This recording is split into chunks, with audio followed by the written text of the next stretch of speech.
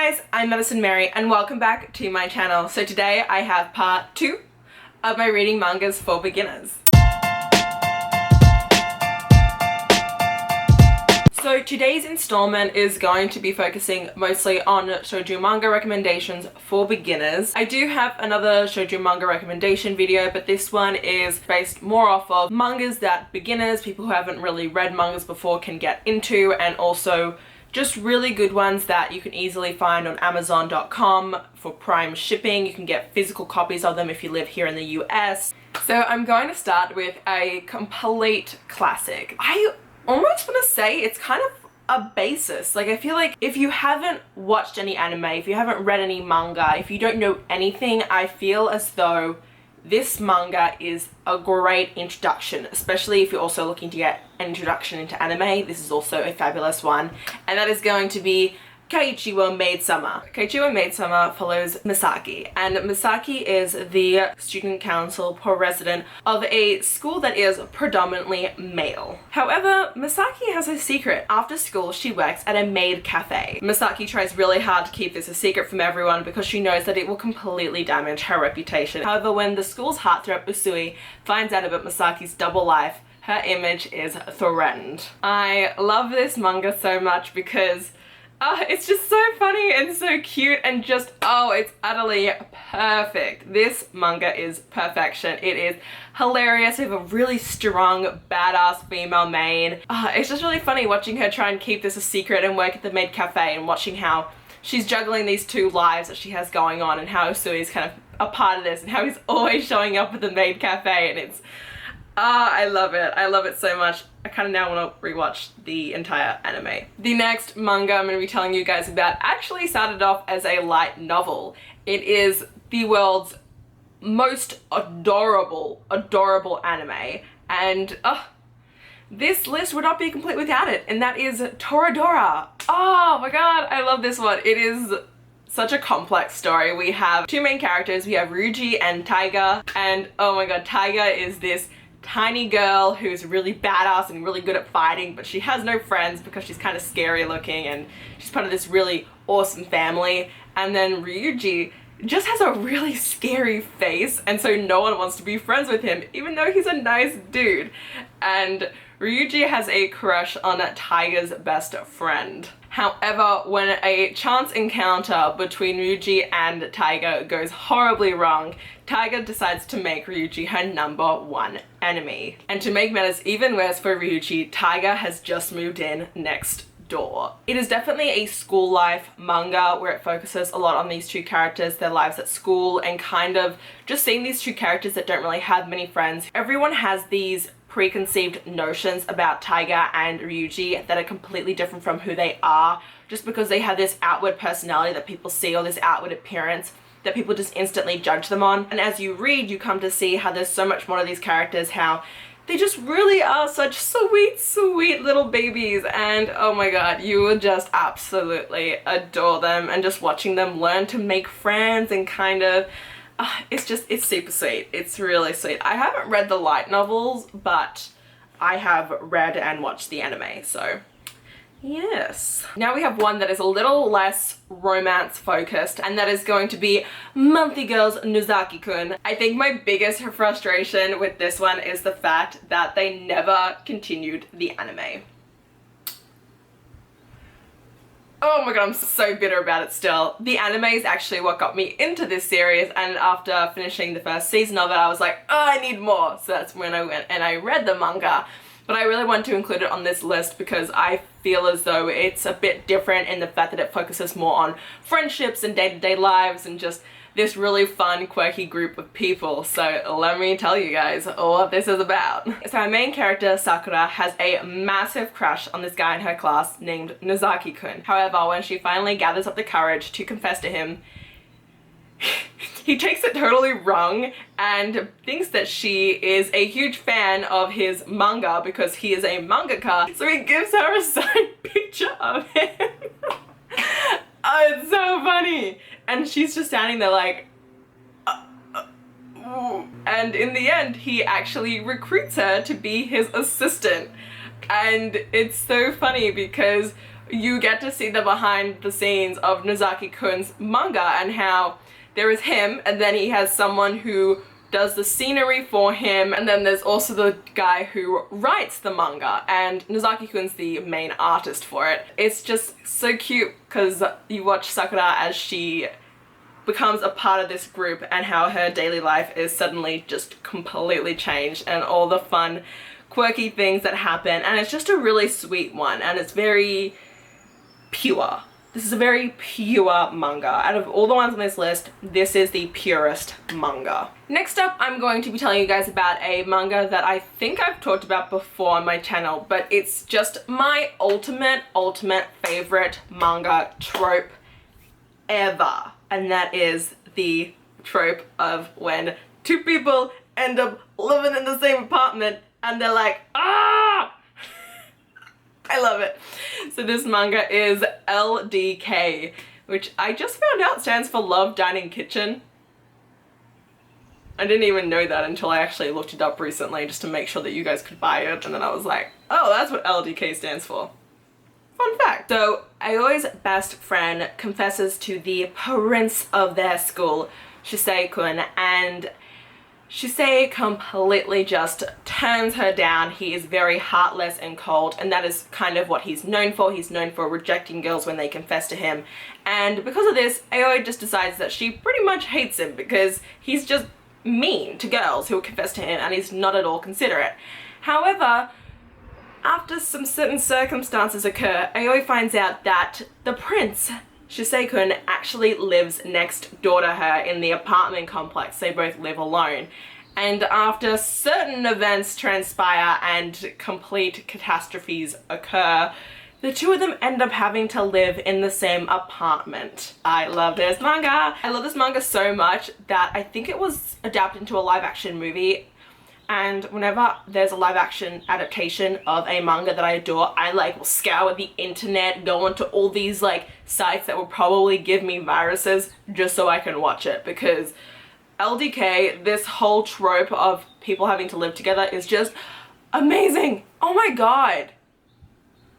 I just thought of a manga I don't have on this list that I actually have to tell you guys about. How did I forget about this next manga? Okay, I'm gonna have to look it up quickly so I can actually tell you guys about it because, oh my god. So the manga that just popped into my head that I realized, oh my god, how have I not mentioned this to you guys, is Itazura na Kiss. How did I forget this? You can actually find the adaptation to this on Netflix. It is called Mischievous Kiss, Love in Tokyo, and Itazura na Kiss follows our lovely, quirky, bumbling protagonist, Aihara, and she is in love with this guy in her school, the prince of her school. That's a pretty common theme, by the way, in some of these mangas because it's shoujo manga, but it's okay. And the prince of her school is ɪռ-kun, and she confesses to him one day. She gives him a letter and is, confesses to him in the middle of school because she thought that was smart, and he just flat out rejects her, and she's just like, completely embarrassed. And when she gets home, her house just completely, I forget how it happens, but it just demolishes. I think it's just the woodwork was bad and it just kind of collapses. The framework was just really shoddy.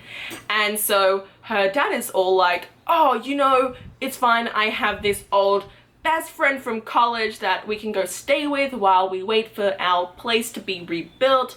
Don't worry about it. And, they rock up to this amazing mansion, and Aihara is just like, oh, wow, this is quite fancy. And then, she gets there, she meets these lovely people, this mom and a dad, and they're lovely, and they're like, oh, we have a son in your school. And she's like, oh, that's kind of cool. And then, who pops down? ɪռ-kun. And she's just like, oh no. Yeah, so they end up having to live together. Her family is living with his family.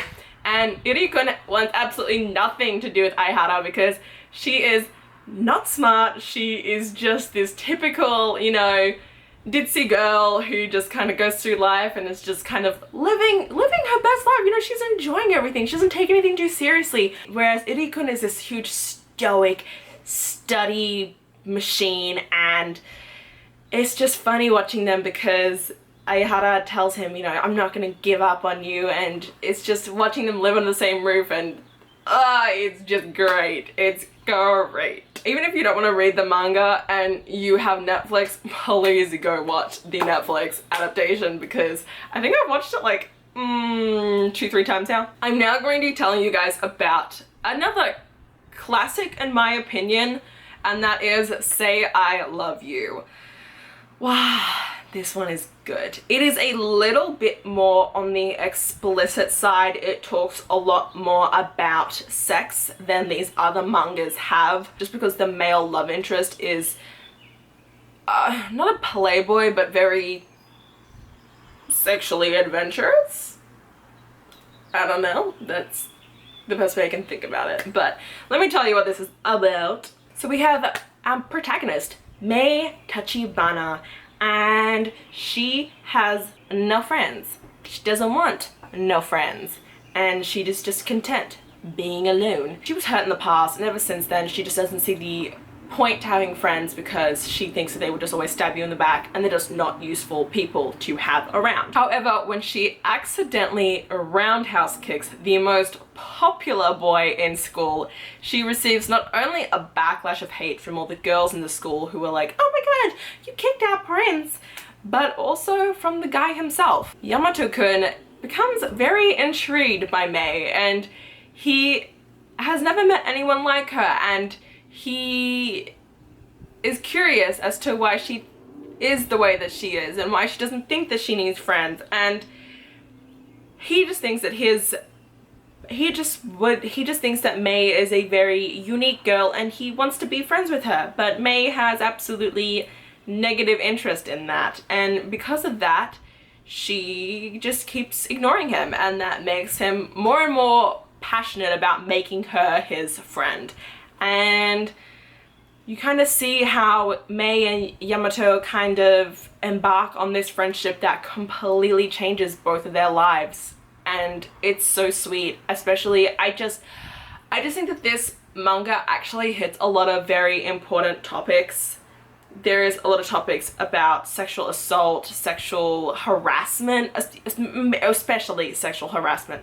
I just feel like this manga hits a lot of tough and important topics, especially sexual harassment is very much brought to light in this. I wouldn't say that there's nothing triggering from what I remember, but it just really focuses on a lot of tough topics and the idea of society and friendships and just basic high school life, and I really love it. And watching Mei, her character development is one of the best that I've seen in a manga. Watching her from book 1 up until the final volume is just crazy. She is just phenomenal, and watching her and Yamato kind of develop their friendship relationship is just perfect. So we actually have my last recommendation, which is kind of crazy. So I'm actually going to tell you guys about a very new manga, because there aren't all the mangas I've been telling you guys about on this list are all kind of oldish mangas, if that makes sense, and so I really want to bring you guys a new one just because I think that's kind of important,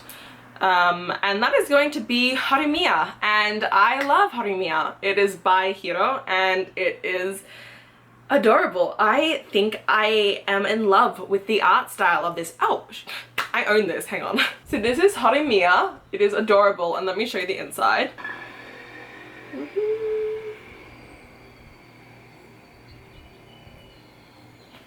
It is just honestly beautiful in my opinion. So Horomia is about Hori and Miyamura-kun. So Hori at her school is this beautiful, attractive, popular girl, and she's just known for being very smart and just this all-rounded, you know, great gal.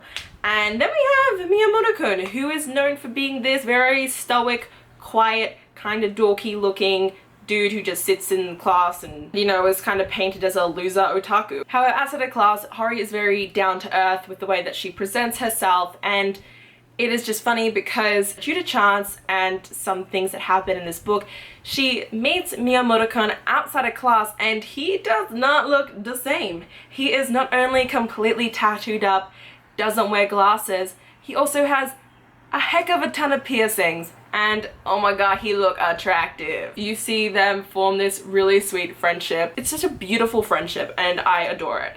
So yeah, that is all 7 shoujo manga recommendations that I wanted to give you guys today. And that is it for this video. If you guys enjoyed it, please hit the like button down below. If you want to see more of me, please subscribe to my channel. And until next time, thanks a bunch guys. Bye!